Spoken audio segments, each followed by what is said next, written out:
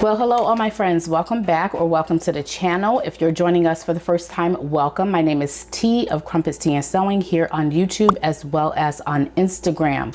So in today's video, I'm going to be showing you how to construct a pattern for a sleeveless dress or jumper or any kind of sleeveless garment or pattern for that matter.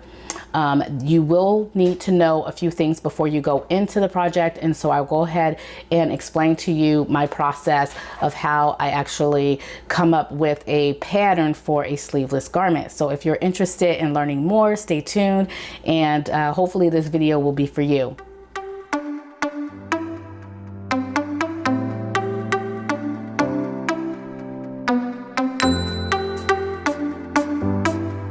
Okay, so for demonstration purposes, I'm going to be using this pattern here, which is the Butterick B6330. This is a pattern that I am currently working on for the Sew Wardrobe series for episode 2. So Crystal Sews and Stuff and I have started this Sew Wardrobe series, and I'll make sure that I put the link to our first videos in the description box below. And also, hopefully I can put the playlist in this video as well.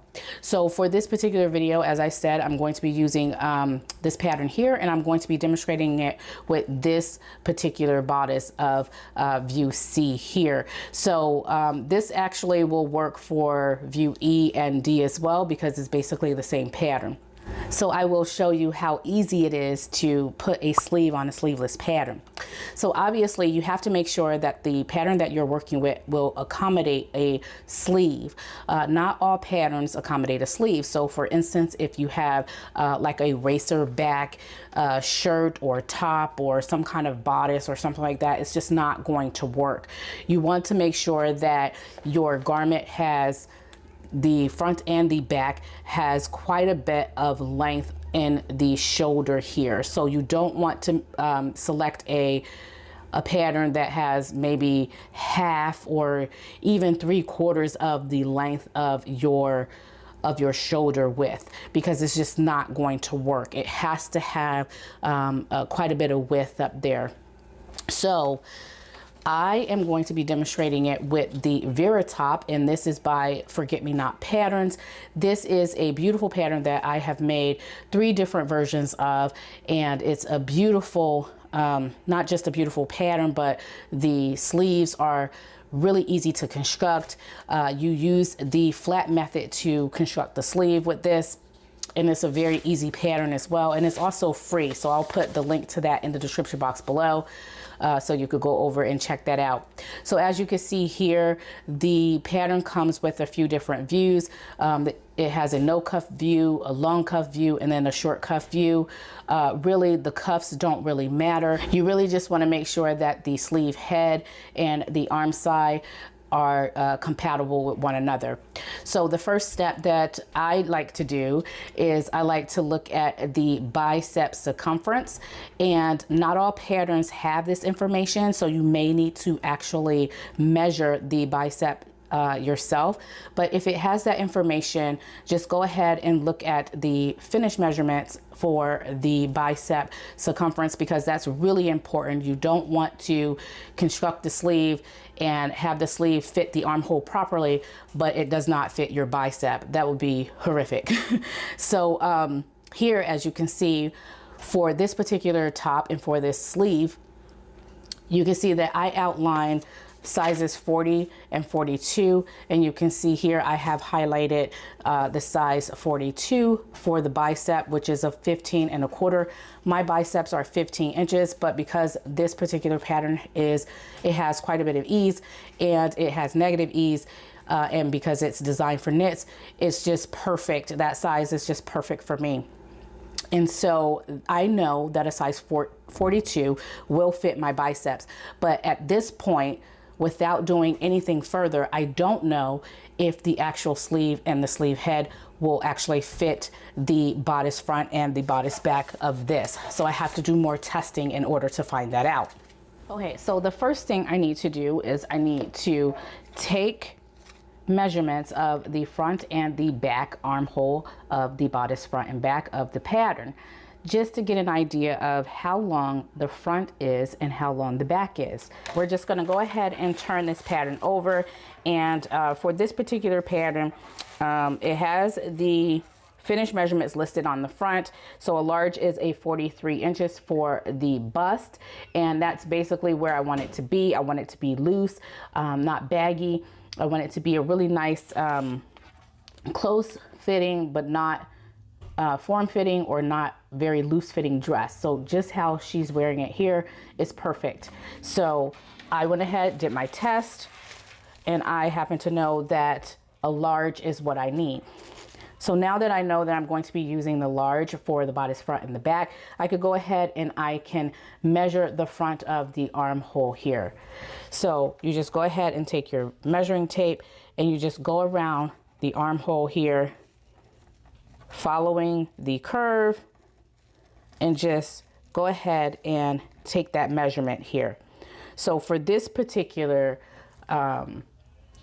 armhole here for the large, is measuring at about a 10 1/4. So 10 1/4 inch here for the front of the armhole. So we're gonna go ahead and make sure that we jot that down so that we know what the front of the armhole is measuring. And now we're going to do the same thing for the back of the armhole. We just need to know how long that back armhole is. And so we're going to go ahead and do the same thing, and we're going to go ahead and measure the back of the armhole, just like so. Following the curve. And the back of the armhole is measuring at about 10 1/2. So we have 10 1/2 for the front of the armhole and 10 1/4 for the back of the armhole. Okay, so we're gonna go ahead and jot that down. And now I know that the front armhole and the back armhole together will be about 20 3/4 inch. So I already know how long my front and my back armhole is going to be before I sew it together. And as I said, for this particular pattern, I went with the Forget Me Not pattern, the Vera top, because this is something that I am familiar with, and I know that this is a pattern that actually fits really well on me. Also, I kept the original printout of this, and as you can see here, I have multiple options here, which is a really great idea here. So even though I know that a size 42 is going to be 15 1/4, if I need it to be just a little bit longer, that's okay, because having more room for your bicep is better than not having enough. So I'm going to go ahead and I'm going to measure the original pattern that I used for my bicep when I sewed the Forget Me Not pattern, the Vera top pattern. And I'm just going to go ahead and measure straight across from that, starting on the back end of the size 42 and going straight across to the front end of the size 42. And as you can see, that's measuring at 15 1/2. And again, this is before I sew this together. And remember, the finished measurement is saying about 15 1/4 is going to be the finished measurement. So I know that that bicep is going to be able to fit me. Okay, now we want to go ahead and we want to measure the back of the armhole. So we're just going to go ahead and follow that curve, and then there is a notch in the center which tells you where the center point of your shoulder is going to rest. You want to stop there because that's going to complete the length of the back. In commercial patterns, you'll see it as a dot. So we're going to go around and follow this circle, and you'll see here it's about 9 7/8 here. Okay, so we're going to go ahead and follow that, going around to the front. So this is a total of about 19 3/4. And remember, for the front and the back of the large pattern, I measured at 20 3/4. Okay, so the back armhole here is measuring at 9 3/4, and then the front armhole area here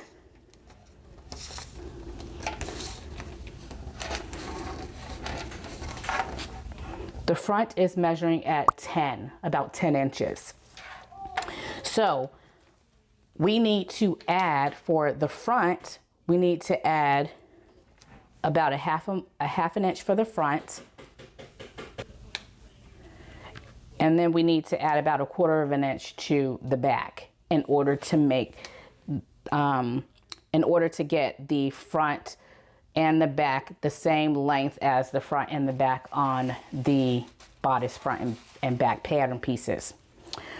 All right, so the next thing I wanted to tell you real quickly is that you also want to make sure a few things. You want to make sure that after you have all this situated and the front and the back is the same length as the front and the back on the pattern, you also want to make sure that your shoulder point, once you sew this onto your garment, that this shoulder point is going to rest on your shoulder point.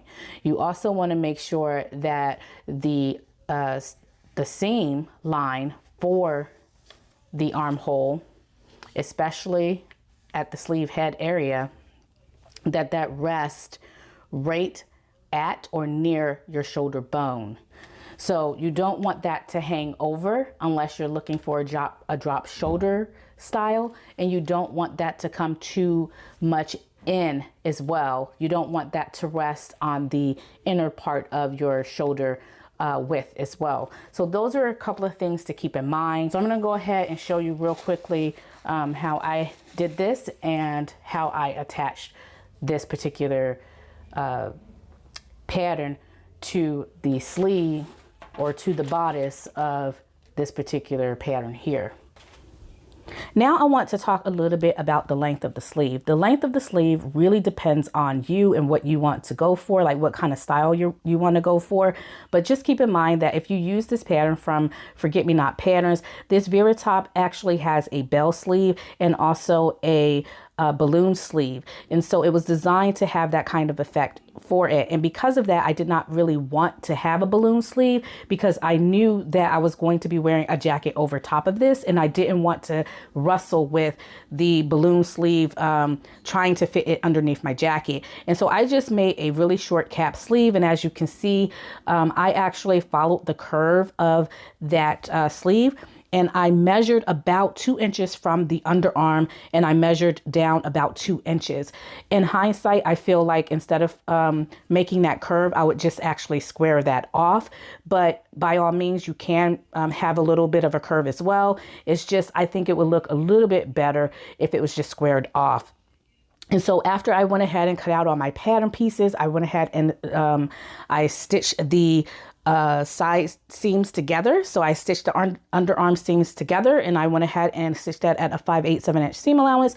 And then I actually inset the sleeves after I actually hemmed the sleeve as well. So I inset the sleeve into the garment at that point. Now I want to talk a little bit more about the hem as well. Now, like I said before, it is 2 inches in length. However, I did take out 5/8 inch for my seam allowance. And so the finished length of the sleeve is about 1 3/8 to 1 1/2. I didn't really measure it, but I just wanted to give myself kind of around that 5/8 inch for the seam allowance there. Now, there's one more important detail that I would wish to leave you with before I close out the video, and that is, depending on the shape of your body, you may need to add more width to the front and the back of the armhole of the bodice pattern. And I'll show you real quickly how to do that here. Now, the main idea here is to create a sleeve pattern to go with a sleeveless bodice sloper. And we want to minimize drafting, fitting, and modifications. And so that's why it is very important when you choose your sleeve pattern. Number one, make sure that it is designed for the fabric that you are working for. Number two, make sure that the front length of the armhole and the back length of the armhole matches the front length of the bodice and the back length of the bodice. We want to make sure that we get it as close as possible. So the goal here isn't to create a whole new pattern and create a sleeve. It's just to have something simple and modest to add to your garment if you want to add a sleeve to a sleeveless pattern. So again, you want to make sure that you have the length of your shoulders is long enough to accommodate your entire shoulder, and then also give you some room to actually sew that pattern on as well. So those are all the things that I would suggest that you look for when you are trying to attach a pattern, a sleeve pattern to a sleeveless garment. And it's very easy to do. And like I said, you may need to add a little bit of width to your armhole, but if you choose the right pattern, most likely you should be able to get the right fit, especially if it's just a cap sleeve. So I have fun showing you guys this simple technique. I hope that it works for you. If you like this video, please make sure that you give it a big thumbs up, and don't forget to subscribe to my channel. All right, everyone, thank you for tuning in, and until next time, stay blessed, and I'll see you on the next one. Bye.